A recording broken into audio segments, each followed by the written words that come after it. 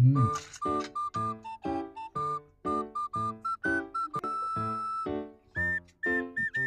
Pero mga idol,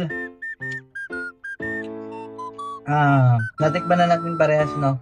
Magko-comment na tayo ngayon mga idol, magko-comment na tayo. At comment din kayo mga idol sa kung saan sa inyo dito yung natikman nyo. Yan. So magko-comment ako dito mga idol na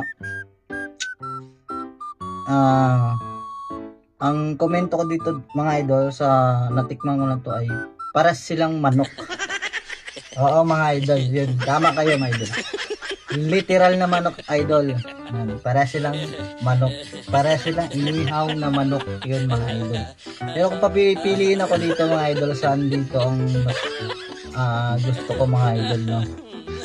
Ito ako mga idol, oh. Dito ako mga idol sa sa adobo. Meron pa